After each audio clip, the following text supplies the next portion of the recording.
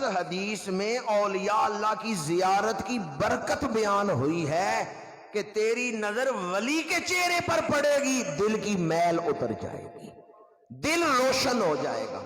اولیاء اللہ کی زیارت بھی برکتوں والی ہے۔ شہنشاہ بغداد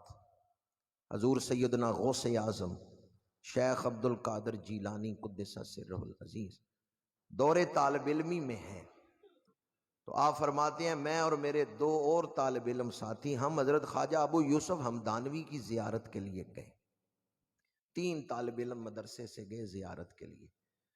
حضور غوث اعظم فرماتے ہیں میرے 2 ساتھی جو تھے ان میں سے ایک نے نیت یہ کی کہ میں نے کافی عرصہ ہوا حلوہ نہیں کھایا، اگر ان بزرگوں نے خواجہ ابو یوسف ہمدانوی نے مجھے آج حلوہ کھلا دیا تو مانوں گا دل دیاں گلاں بجھ لیندے۔ دوسرے طالب علم نے کہا فلاں سبق بڑا مشکل ہے، اس میں فلاں اعتراض ہے، مجھے اس کی سمجھ نہیں آ رہی، خواجہ ابو یوسف ہمدانوی نے میرے سوالوں کے جواب دے دیے تو مانوں گا ان کا سینہ روشن ہے۔ حضور شہنشاہ بغداد نے اپنے ساتھیوں سے کہا بھی نہ میں کھانا کھانے جا رہا ہوں نہ کوئی سوال پوچھنے جا رہا ہوں، میں صرف اس نیت سے جا رہا ہوں وہ اللہ والے ہیں، ان کی زیارت سے اللہ خوش ہوتا ہے، میں تو انہیں اللہ والا سمجھ کے صرف ان کی زیارت کرنے ان کے پاس بیٹھنے جا رہا ہوں کہ اللہ والوں کے پاس بیٹھیں تو اللہ خوش ہوتا ہے۔ اب تینوں طالب علم پہنچ گئے، خواجہ ابو یوسف ہمدانوی رحمۃ اللہ علیہ انہوں نے جو حلوہ کھانے آیا تھا نا اس کی طرف متوجہ ہو کے اپنے درویش کو بلایا، لنگر خانے کے منتظم کو کہا وہ جو آج ہم نے حلوہ بنوایا ہے وہ اسی کے لیے بنوایا ہے،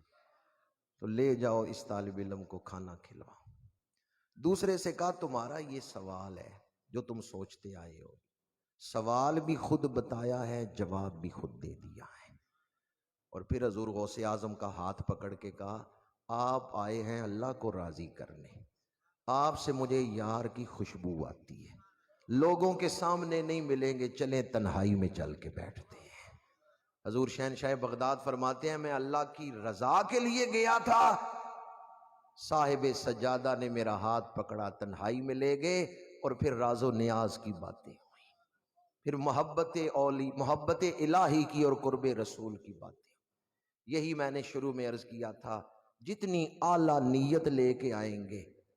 دنیاوی جو معاملات ہیں وہ تو حل ہوں گی، ان کی حاضری سے برکتیں تو ملیں گی،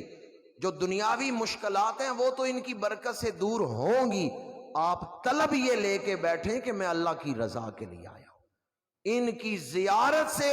دلوں کی حالت بدل جاتی ہے، یہ اللہ کے رسول کا فرمان ہے، الذین اذا رؤوا ذکر اللہ،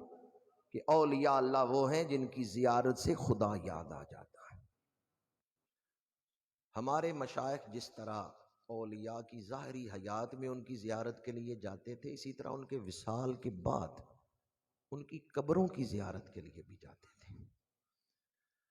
اعلیٰ حضرت پیر سید احمد علی شاہ صاحب رحمۃ اللہ تعالیٰ علیہ کی ظاہری زیارت ہم نے نہیں کی، ان کی محفل میں نہیں بیٹھے،